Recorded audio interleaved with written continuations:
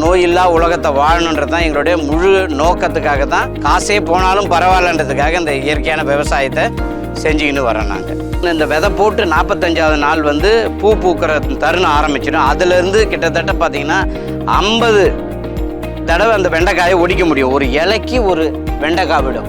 இந்த ரசாயனம் இல்லாத இயற்கையான மீனை கொண்டு வெள்ளத்தை கொண்டு தயார் பண்ணுற மீன் அமிலத்தை நாங்கள் ஒரு 5 நாளைக்கு ஒரு தடவை நாங்கள் இதை அடிக்கிறோம். இல்லை, நம்ம ஊட்டி பக்கம் விளையிற கேரட் பீன்ஸ் கூட இங்கே நான் பயிர் வச்சேன், நல்லாவே இருந்தது. வணக்கங்க, என்னுடைய பெயர் புகழ். புதுச்சேரி மாநிலம் அரியாங்குப்பம் கொம்யூன் பூர்ணாங்குப்பம் கிராமத்தை சார்ந்தவன். நான் வந்து இன்ஜினியரிங் முடிச்சுட்டு நான் இந்த விவசாய தொழிலை பல வருஷங்களாக செஞ்சுக்கின்னு வரேன். முழுக்க முழுக்க பார்த்திங்கன்னா சமீப காலமாகவே நான் இயற்கை விவசாயம் பண்ணின்னு இருக்கிறேன். ஏன்னா அரசாங்கத்தில் வலியுறுத்துறதால இனிமேட்டு மக்கள் நோய் நொடி இல்லாமல் எதிர்வரும் கால சந்ததியினர் வந்து சுகர் மற்ற இதர நோய்கள்லேருந்து வெளில வரக்கூடாதுன்றதுக்காக நான் முழுக்க இந்த இளைய சமுதாயத்துக்காக நான் வந்து இயற்கையான மருந்துகள், அதாவது வேப்ப எண்ணெய், மீன் அமிலம், பஞ்சகாவியா, 5 இலை கரைசல் போன்ற பலவிதமாக இருக்குது. எனக்கு தெரியாது, நிறையா இருக்குது. தெரிஞ்ச வரைக்கும் இதை வச்சுன்னு பண்ண பார்த்து நோயை கட்டுப்படுத்த முடியுது. நல்லாவும் இருக்குது. காய்கறிகளோ இந்த பூ வகைகளோ பார்த்திங்கன்னா அருமையாகவும் பார்க்குறதுக்கு கலர் மாறாதவும் அட்ராக்ஷனான கலரை கொடுக்குது. நல்ல காய்ப்பு திறனும் அதிகமாகவும் இருக்குது. அதால் நான் முழுக்க முழுக்க இந்த இயற்கை விவசாயத்தை தான் எனக்கு இருப்பதோ பார்த்திங்கன்னா ஒரு 2 ஏக்கர் நிலம்தான். இந்த 2 ஏக்கர் நிலத்தில் தான் இந்த இயற்கை விவசாயத்தை நான் செய்து கொண்டு வருகிறேன். இதில் வந்து காய்கறிகள் நீங்கள் பார்த்திங்கன்னா பீர்க்கன், புடலம், கொத்தவரை, அவரை, வெள்ளரிக்காய், வெண்டைக்காய், பூசணிக்காய், பரங்கிக்காய், எலுமிச்சங்காய், பூ வகையில் பார்த்திங்கன்னா கேந்தி, அதாவது சாமந்தின்னு சொல்கிற இந்த கேந்தி, வாடாமல்லி, கோழிக்கொண்டை, இப்போ சில ரோஸும் பயிரிடலான்னு ஒரு ஐடியா இருக்குது. இதை மாதிரி நான் இயற்கையாக பண்ண பார்த்து என்னோடய குடும்பத்தை ஓரளவுக்கு நடத்த முடியுது இதில், இந்த இயற்கை விவசாயத்தின் மூலயமா. அதால் நானும் இதை எடுத்து போய் அன்னன்னைக்கு ஃப்ரெஷ்ஷாக மார்க்கெட்டில், நோனாங்குப்பம் மார்க்கெட்டில் காலையில் இதை விற்று காசாக்கின்னு வந்து என்னுடைய தொழிலை தொடர்ந்து செஞ்சுக்கின்னு வரேன். இந்த ஊரில் பார்த்திங்கன்னா என்ன மாதிரி ஒரு சிலரும் பண்ணுறாங்க. ஏன்னா முழுக்க பண்ணுறாங்கன்னு என்னால் சொல்ல முடியாது. ஒரு சிலரும் பண்ணுறாங்க. இது பண்ண பார்த்து பல பிரச்சனைகள் பார்த்திங்கன்னா நம்ம போட்ட முதல்ல இதில் எடுக்கவே முடியாது இயற்கை விவசாயத்தை பொறுத்த வரைக்கும். ஏன்னா மருந்து அடித்தா தான் அந்த காசை நம்ம எடுக்க முடியும். ஆனால் மக்களுக்கு நாளைக்கு பாதிப்பு ஏற்படக்கூடாதுன்றதுக்காக நாங்கள் என்ன செய்கிறோன்னா இயற்கையை வந்து ஃபாலோ பண்ணுறோம். இயற்கையான மருந்துகளை ஃபாலோ பண்ண பார்த்து காய்ப்புத்திறன் ஓரளவுக்கு தான் அதிகமாக கிடைக்காது, ஈல்டு திட்டமாக கிடைக்கிது. இதெல்லாம் பார்த்திங்கன்னா நம்ம போட்ட முதல் வந்து உடனே எடுக்க முடியாது, கொஞ்சம் கொஞ்சமாக சிறுக தான் கிடைக்கிது. அதால் நாங்கள் சோர்வடையாத இருந்தாலும் சோர்வடையாத இதை செஞ்சு எதனா ஒரு சாதனை பண்ணணுன்றது தான் எங்களோட முழுக்க எல்லாரும் பண்ணி இது பண்ண முடியல. நம்மளால் முடிஞ்ச இந்த உலகத்துக்கு எதனா செஞ்சு காட்டி போகணுன்றது இதை வச்சாவது வர சந்ததிகள் இந்த விவசாயத்தில் இயற்கையான முறையில் பயிரிட்டு எந்த நோய் நொடி இல்லாத ஒரு நோய் இல்லா உலகத்தை வாழணுன்றது தான் எங்களுடைய முழு நோக்கத்துக்காக தான். எங்களுடைய காசே போனாலும் பரவாயில்லன்றதுக்காக இந்த இயற்கையான விவசாயத்தை செஞ்சுக்கின்னு வரோம். நாங்கள் இந்த இடத்துல பார்த்திங்கன்னா எங்கள் வெண்டை வந்து நான் பயிரிட்டுருக்கிறேன். இந்த வெண்டஞ்செடி பார்த்திங்கன்னா நார்மலாக இதனுடைய ஆயுட்காலம் வந்து கரெக்டாக 6 மாதம். 45 நட்டு இந்த விதை போட்டு 45வது நாள் வந்து பூ பூக்கிற தருணம் ஆரம்பிச்சிடும். அதுலேருந்து கிட்டத்தட்ட பார்த்திங்கன்னா 50 தடவை அந்த வெண்டைக்காயை ஒடிக்க முடியும். ஒரு இலைக்கு ஒரு வெண்டைக்காய் விடும். இந்த ரகம் பார்த்திங்கன்னா ஒவ்வொரு கணுவுக்கும் ஒரு காய் வரும். அப்படி பார்த்து இது வந்து கிட்டத்தட்ட ஒரு 4 மாதம் அந்த வெண்டைக்காய் வரும். இந்த ஒவ்வொரு கணுவும் ஒரு வெண்டைக்காய், அதாவது 50 ஒரு செடி 50 வெண்டைக்காயை ஒடிக்க முடியும். அதை மாதிரி இந்த வெண்டைக்காயை தேர்ந்தெடுத்து நாங்கள் பயிர் வைக்கிறோம். அதே சமயம் இயற்கையான முறையில் போட பார்த்து இந்த வெண்டை, இந்த கத்திரி இதெல்லாம் பார்த்தா நோய் தாக்கம் அதிகமாகவே இருக்கும். ஆனால் நாங்கள் ஆரம்பத்திலே என்ன செய்கிறோன்னா இயற்கையான உரங்கள், அதாவது மாட்டு தொழுவம், மாட்டு எருவு, அது கூட வந்து ட்ரைகோடர்மா வெரிடி, பெசிலஸ் துரிஞ்சல்ஸ், இதை மாதிரி சில இந்த நோய் வருமுன் காக்கிற மாதிரி சில மருந்து வந்து நம்ம அரசாங்கமே 75% மானியத்தில் கொடுக்கறதால அந்த அந்த அந்த தீனியை வாங்கிட்டு வந்து எருவு கூட கலந்து ஒரு 10 நாள் அதை மிக்ஸ் பண்ணி வச்சு பதப்படுத்தி வச்சுருந்து அதை நாங்கள் கன்று நடுறதுக்கு முன்னாடி அந்தந்த குழியில் போடுறதால நோய் தாக்கம் கம்மியாகவே குறையுது. இருந்தாலும் நீங்கள் யோசனை பண்ணி பார்க்கலாம், என்ன இருந்தாலும் இயற்கைக்கும் செயற்கைக்கும் சில வித்தியாசங்கள் இருக்குது. நீங்கள் போட்ட காசை எடுக்க முடியாது. இதுவும் முடியுன்றது என்னால் ஆன முயற்சியை சிலதை பண்ணுறது பார்த்து எடுக்க முடியுது. ஏன்னா ஆரம்பத்திலே நான் வந்து நோய் தாக்கம் இல்லாத அளவுக்கும் அதிகமான அந்த மண்புழு உற்பத்தி பண்ணுறதுக்கான எருவை நான் கீழே போட்டதால் செடி நல்லா வளரக்கூடிய தன்மையை கிடைக்குது. நோய் எதிர்ப்பு திறன் அந்த செடியில் இயற்கையாகவே நான் கொடுத்ததால அந்த செடியில் நான் வந்து சில ட்ரைனிங் கிளாஸ்லாம் பார்த்திங்கன்னா கேவிகே என்ற அந்த குருமாம்பேட்டில் இருக்கிற கேவிகே ட்ரைனிங் சென்டரில் தொடர்ந்து வாரத்துக்கு ஒரு கிளாஸ் நடத்தினாங்க. அந்த கிளாஸில் வந்து இதெல்லாம் சொல்லிக் கொடுக்க பார்த்து நாங்கள் குறிப்பை எடுத்து வச்சுருந்து அது மூலயமா இதை நாங்கள் ஃபாலோ பண்ண பார்த்து இதை மாதிரி செய்யுங்க, வேப்ப எண்ணெய் அடிங்க, இந்த மருந்து வந்து மேலே பவுடராக பார்த்து புழுவை கட்டுப்படுத்தும், பெசிலிஸ் துரிஞ்சல்ஸ்ன்றது பிடின்றாங்க, அதை வந்து புழுவை கட்டுப்படுத்தும். இந்த சில ஆர்கானிக்கான மருந்து எங்களுக்கு அவங்க கொடுக்குறதால நோயையும் கட்டுப்படுத்துது. முடிஞ்ச அளவுக்கு நாங்கள் இந்த மாதிரி மருந்தை ஃபாலோ பண்ண பார்த்து எங்களுக்கு விளைச்சல் கொஞ்சம் கம்மியாக இருந்தாலும் எங்களுக்கு திருப்திகரமாகவும் இருக்குது, பார்க்குறதுக்கு ஷைனிங்காகவும் இருக்குது, நல்லாவும் இருக்குது, செழுமையாகவும் இருக்கிறதால நாங்கள் வந்து இயற்கையை நோக்கி போக வேண்டியது. அதனுடைய அருமை முன்னாடி தெரியல, நீங்கள் கேட்கல. அதே ஏன்னா அரசாங்கமே அப்பயே ஊக்குவிச்சாங்க உரம் போடுங்கன்னு. இப்போ நாங்கள் உரத்துக்கு பதில் எருவு கண்டிப்பாக மக்கின எருவை நான் அடித்து வந்து கொட்டி வச்சுருந்து அதை நல்லா மக்க அதை தான் நான் கீழே போட்டு சில இயற்கையான உரத்தை கொடுக்குறத வச்சு அது கூட கலந்து, அதாவது கம்போஸ்ட்ன்ற உரத்தையும் அது கூட சேர்க்குறேன். அந்த குப்பையால் செய்யப்படுற கம்போஸ்ட்ன்ற உரத்தை அது கூட கலந்து செய்ய பார்த்து உடனுக்குடன் அது வந்து நல்ல காய்ப்பு திறனை கொடுக்குது. அதால் நான் இந்த இயற்கையான விவசாயத்தை தேர்ந்தெடுத்ததுக்கான காரணம் இது.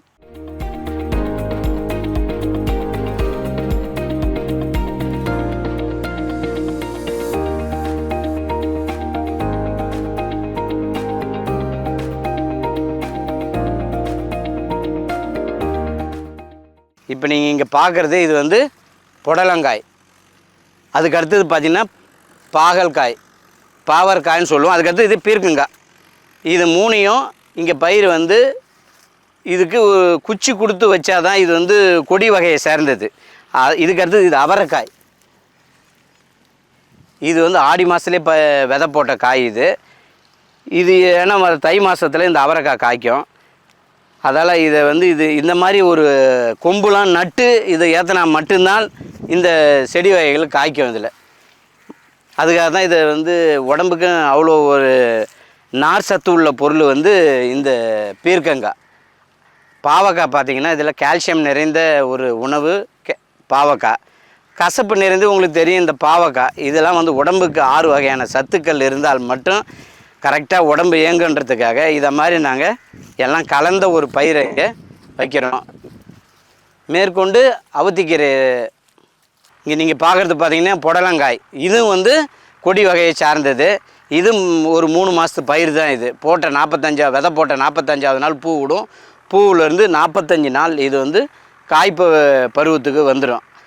இந்த புடலங்காயோடைய இது என்ன, அதனோட மகத்துவம் என்னன்னு பார்த்தீங்கன்னா கால்சியம் அதிகமாக பார்த்திங்கன்னா புடலங்காயில் இருக்குது. அதில் இது ஒரு ரகம், குட்டை ரகம் புடலங்காய். இன்றைக்கி மக்கள் அந்த காலத்தில் பார்த்திங்கன்னா நீட்டு ரகம் ஒரு தோலில் போட்டு எடுத்து போகிற அளவுக்கு புடலங்காய்லாம் இருந்தது. இன்றைக்கி வந்து குட்டை ரகத்தை விரும்புகிறதால ஒரு பையில் அடக்கமாக இருக்கணுன்றதுக்காக புடலங்காய் விதையை மாற்றி இன்றைக்கி சுருக்கமாக ஒரு கைப்பையில் எடுத்து போகிற அளவுக்கு இந்த புடலங்காயை 1 அடி 1.5 அடி 2 அடின்ற காலகட்டத்தை அந்த விதையை உற்பத்தி பண்ணியிருந்தால இப்போ புடலங்காய் வந்து குட்டை ரகமாக மாறிப்போச்சு. ஆனால் இன்றைக்கும் நீட்டு ரகம் இருக்குது. நாங்கள் அதையும் பயிர் வைக்கிறோம். அதையும் விரும்புகிறவங்களும் விரும்புகிறாங்க. குட்டை ரகத்தையும் எடுத்து போய் விற்கிறவங்களும் வாங்கி விற்கிறவங்களும் இருக்கிறாங்க. அதால் இந்த மாதிரி புடலை ரகத்தை தேர்ந்தெடுத்து நாங்கள் நம்ம பந்தல் போட்டும் பண்ணலாம். இதை நாங்கள் பண்ணியிருக்கிறது வந்து குச்சை நட்டு அது மூலிமா கிளைம்பர்ஸ்ன்றதால இது பிடிச்சி ஏறுன்றதுக்காக இதை மாதிரி ஒரு தொழில்நுட்பத்தை கையாண்டு இருக்கிறோம் நாங்கள்.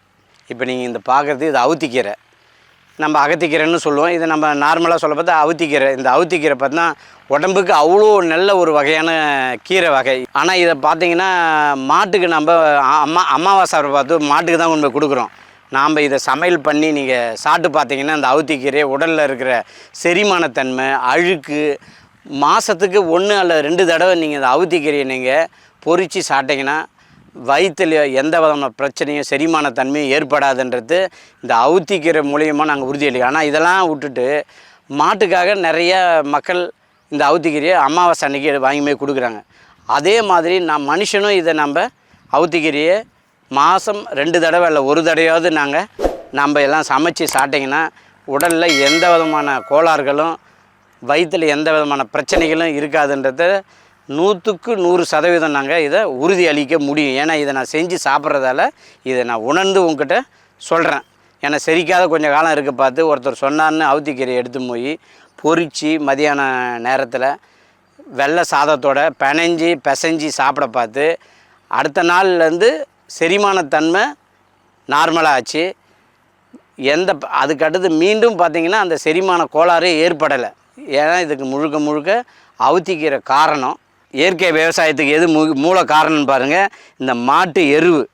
இந்த எருவை பயன்படுத்தி தான் இந்த செடி எல்லாமே விளைய வைக்கிறோம். இதை நாங்கள் இன்னும் 1 மாதத்துக்குள்ளே பார்த்திங்கன்னா இது பவுடர் மாதிரி மக்கிடும்.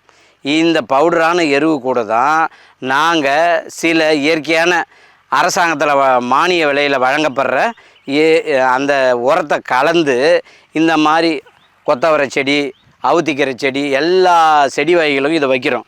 இதை நீங்கள் பார்க்குறது கொத்தவரை, இந்த கொத்தரங்கான்னு சொல்லுவோம். இந்த கொத்தரங்காயோட மகிமை அதிகமாக சில பேருக்கு தெரியாது. இது நார் சத்து நிறைந்த ஒரு உணவு.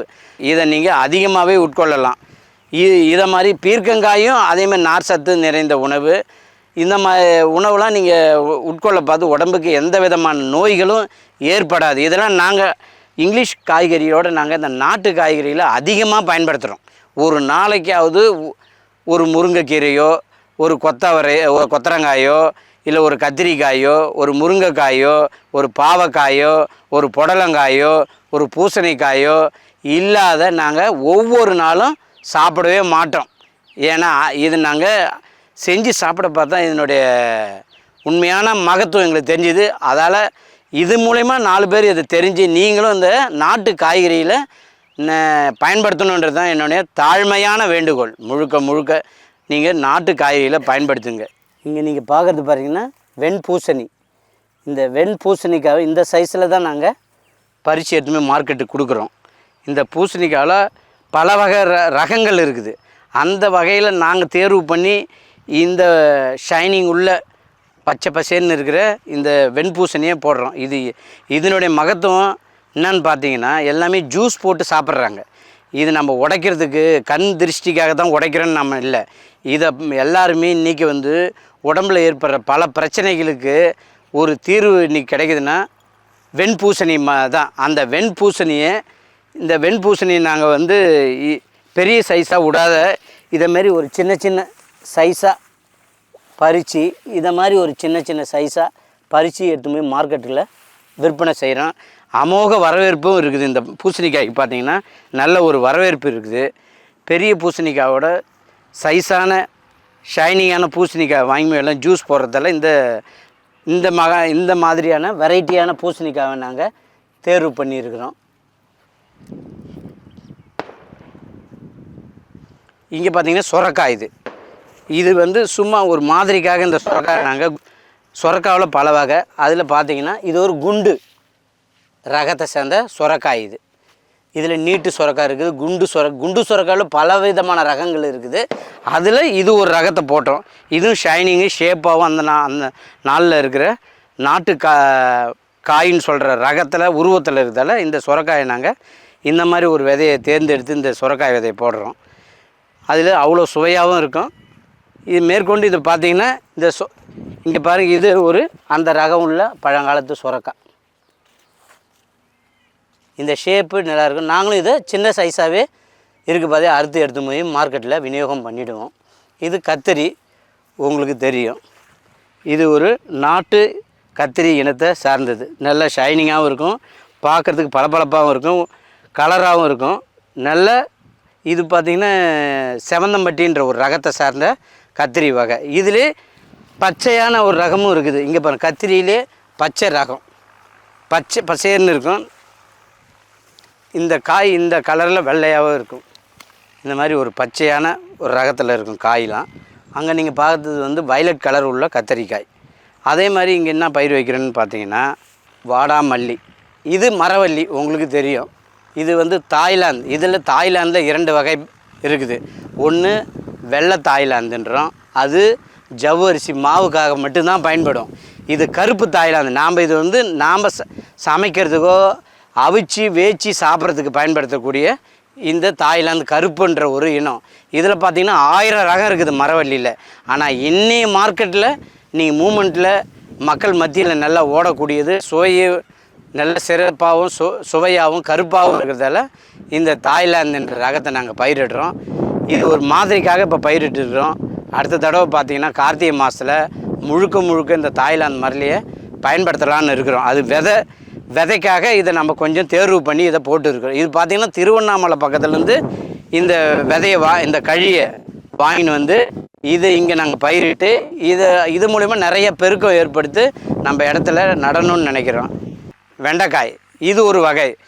பல வகையில் சென்னானின்ற ஒரு நுண்ணும் BASF கம்பெனி என்ற வெங்காய செடியை நான் பயிர் வச்சிருக்கேன். இது பார்த்திங்கன்னா கை விரலுக்கு தான் இருக்கும், இலசாகவும் இருக்கும், சிறுசாகவும் இருக்கும். இதுவும் 36 ஒரு செடி பார்த்திங்கன்னா 36 வெண்டைக்காய் தான் கொடுக்கும். ஒவ்வொரு ரகம் ஒன்று 50 கொடுக்கும், ஒன்று 36 கொடுக்கும், ஒன்று 46 கொடுக்கும். அந்த வகையை இந்த சென்னானின்ற ஒரு ரகத்தை நான் தேர்ந்தெடுத்தேன். இதுலேயும் இயற்கையான மருந்தை பயன்படுத்த பார்த்து இந்த வெண்டைக்காய் நல்லா பசுமையாகவும், இந்த வந்து பார்த்திங்கன்னா அன்னன்னைக்கு நான் இந்த வெண்டைக்காயை ஒடித்து மார்க்கெட்டுக்கு எடுத்து போகிறேன். இலசாகவும் இருக்குது, பார்க்குறதுக்கு சிறுசாகவும் இருக்குது, மக்கள் இதை விரும்பி வாங்குறாங்க.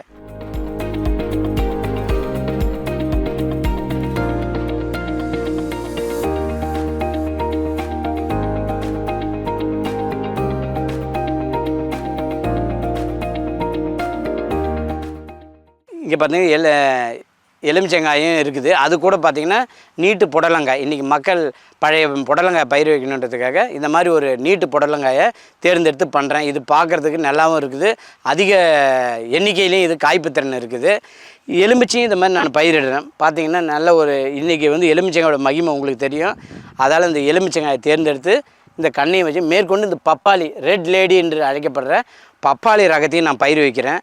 இந்த ரெட் லேடி அவ்வளோ கேரட் மாரி அரிஞ்சு சாப்பிடக்கூடிய ஒரு டேஸ்ட் உள்ள ஒரு இதில் நிறைய சத்து, புரோத சத்து இருக்குது, விட்டமின்ஸ்லாம் இருக்கிறதால இது சாம்பிளுக்காக நான் பயிர் வைக்கிறேன். அடுத்த தடவை பார்த்திங்கன்னா அதிகமாக இந்த பப்பாளியை பயிர் வைக்கணும். இதில் 2 வகை இருக்குது. இந்த ஒரு வகையில் நான் ரெட் லேடியை பயிர் வச்சுருக்கிறேன் இந்த பப்பாளி இனத்தில்.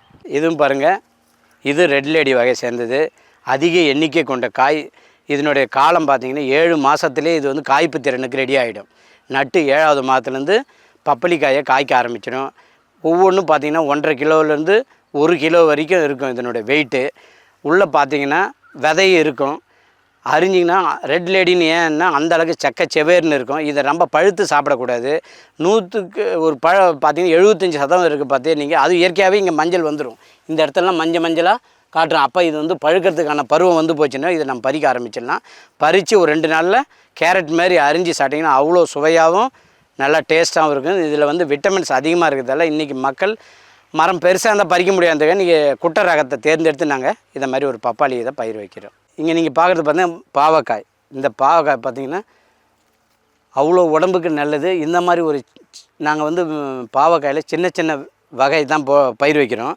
இதை வந்து இது பார்த்திங்கன்னா பந்தல் வகையில் இதை நாங்கள் பயிரிடுறோம். இது வந்து பறிக்கிறதுக்கு ஈஸியாக இருக்குன்றதால இதனுடைய ஆயுட்காலமும் 3 மாதம்தான். போட்டு 45ஆவது நாள்லேருந்து பூ பூக்கிற தருணம் வந்து அதுலேருந்து நீங்கள் ஒரு 45 நாள் காய் காய்ச்சி முடிஞ்சிடும். அதால் இந்த பாவக்காய் நம்ம இயற்கையான முறையில் இதை வந்து மருந்தோ தீனியோ கொடுக்குறதால கூடுதல் நாள் வர்றதுக்கான வாய்ப்பும் இதில் இருக்குது. ஆனால் இது வந்து ஆடி மாதத்தில் பயிரிச்சிடுது. ஆடிப்பட்ட தேடி விதைன்ற மாதிரி இந்த பாவக்காய் இது பல ரகம் இருக்குது. அதில் நாங்கள் தேர்வு பண்ணும் மக்கள்கிட்ட இது நல்ல வரவேற்பு இருக்கிறதால இந்த பாவக்காயை நாங்கள் பயிர் வைக்கிறோம். இப்போ பார்த்திங்கன்னா இங்கே தண்ணி எங்கள் ஊரில் பூரணாங்குப்பத்தை பொறுத்த வரைக்கும் இங்கே பக்கத்தில் ஆறு, கிழக்கு பக்கமாக பார்த்தீங்கன்னா கடல். கொஞ்சம் தூரம் தான் இங்கே வித்தியாசம். ஆனால் இங்கே 18 அடியிலே உங்களுக்கு ஃபில்டர்னுவாங்க, போருன்னுவாங்க. போர் ஒரு வகைனா அது ஆழ்துளை கிணறு. இது ஃபில்டரில் 20 அடி எங்களுக்கு நல்ல தண்ணி கிடைக்குது. அந்த நல்ல தண்ணியை பயன்படுத்தி நாங்கள் இந்த நிலத்துக்கெல்லாம் நீர் மோட்டர் இல்லாத சாதா மோட்டர்லேயே நாங்கள் பயிர் வைக்கிறோம். அதே சமயத்தில் பார்த்தீங்கன்னா இந்த மண்ணோடைய வளம் எப்படி இருக்குதுன்னா, கடல் ஒட்டிய பகுதி இருக்கிறதால இந்த மண்ணோடைய தன்மை வந்து நல்லா பொலப்பொலப்பாக இருக்குது, சாஃப்டாக இருக்கிறதால எந்த ஒரு பயிர் வச்சாலும் உடனே காய்ப்பு திறனுக்கு இந்த இடம் இந்த செடியெலாம் ரெடி ஆகி போகுது. அதால் போட்ட உடனே முளைப்பு திறன் நல்லாவும் இருக்கிறதால இங்கே இந்த இடத்த இந்த ஊரில் பொறுத்த வரைக்கும் நல்லா பயிர் வைக்க முடியுதுன்றத. மேலும் இது இங்கே பார்த்தீங்கன்னா இதான் மீன் அமில நாங்கள் பயன்படுத்துகிற இயற்கையான மேல் அடிக்கிற நம்ம ஸ்ப்ரே பண்ணுற மருந்து. அதுவும் மருந்துன்றதோட இந்த ரசாயனம் இல்லாத இயற்கையான மீனை கொண்டு வெள்ளத்தை கொண்டு தயார் பண்ணுற மீன் அமிலத்தை நாங்கள் ஒரு 5 நாளைக்கு ஒரு தடவை நாங்கள் இதை அடிக்கிறோம். இதை அடிக்க பார்த்து அதிக பூவு, அதிக வளர்ச்சி, பூ எண்ணிக்கை அதிகமாக இருக்குது, காய்ப்பு திறன் அதிகமாக இருக்கிறதால நாங்கள் மீன் அமிலத்தை தொடர்ந்து 5 நாளைக்கு ஒரு தடவை நாங்கள் இதை பயன்படுத்தால நல்ல மகசூல் கிடைக்குது எங்களுக்கு. அதால் இதை நாங்கள் மற்றவங்களுக்கு இதை நாங்கள் எடுத்து சொல்கிறோம். நீங்கள் உங்களுடைய மகசூல் நல்லா பெறணும், இயற்கையான முறையில் நல்லா இருக்குன்னா மீன் அமிலத்தை வாங்கின்னு வந்து பயன்படுத்துங்கன்னு சொல்லிட்டு நாங்கள் பல தரப்பு மக்களுக்கு இதை நாங்கள் எடுத்துக்கிறதா இன்றைக்கி இந்த ஊரில் ஒரு சில மாற்றங்கள் ஏற்பட்டு இருக்கிறது.